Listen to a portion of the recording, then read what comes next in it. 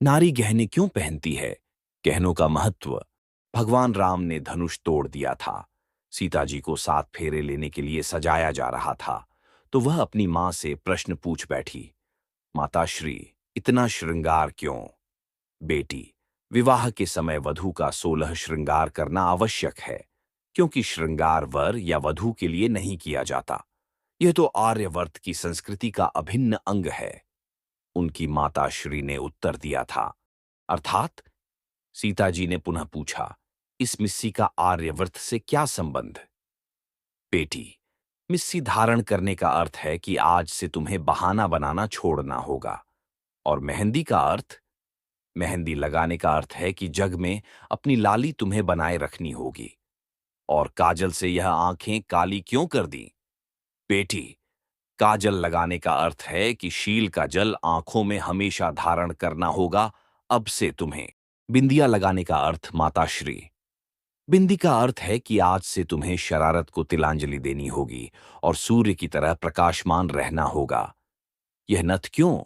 नथ का अर्थ है कि मन की नथ, यानी किसी की बुराई आज के बाद नहीं करोगी, मन पर लगाम लगाना होगा। और यह टीका? पुत्री, टीका यश का प्रतीक है। तुम्हें ऐसा कोई कर्म नहीं करना है जिससे पिता या पति का घर कलंकित हो, क्योंकि अब तुम 2 घरों की प्रतिष्ठा हो। और यह बंदनी क्यों? बेटी, बंदनी का अर्थ है कि पति, सास, ससुर आदि की सेवा करनी होगी। पत्ती का अर्थ? पत्ती का अर्थ है कि अपनी पथ यानी लाज को बनाए रखना है। लाज ही स्त्री का वास्तविक गहना होता है। कर्णफूल क्यों? हे सीते, कर्णफूल का अर्थ है कि दूसरों की प्रशंसा सुनकर हमेशा प्रसन्न रहना होगा। और इस हंसली से क्या तात्पर्य है? हंसली का अर्थ है कि हमेशा हंसमुख रहना होगा, सुख ही नहीं, दुख में भी धैर्य से काम लेना। मोहन लता क्यों? मोहन माला का अर्थ है कि सबका मन मोह लेने वाले कर्म करती रहना। नौलखा हार और बाकी गहनों का अर्थ भी बता दो माताश्री। पुत्री, नौलखा हार का अर्थ है कि पति से सदा हार स्वीकारना सीखना होगा। कड़े का अर्थ है कि कठोर बोलने का त्याग करना होगा। बांक का अर्थ है कि हमेशा सीधा सादा जीवन व्यतीत करना होगा। छल्ले का अर्थ है कि अब किसी से छल नहीं करना।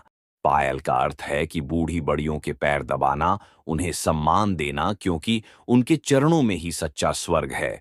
और अंगूठी का अर्थ है कि हमेशा छोटों को आशीर्वाद देते रहना।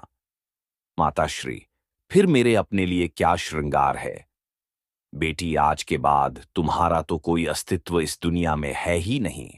तुम तो अब से पति की परछाई हो, हमेशा उनके सुख दुख में साथ रहना, वही तेरा श्रृंगार है। और उनके आधे शरीर को तुम्हारी परछाई ही पूरा करेगी।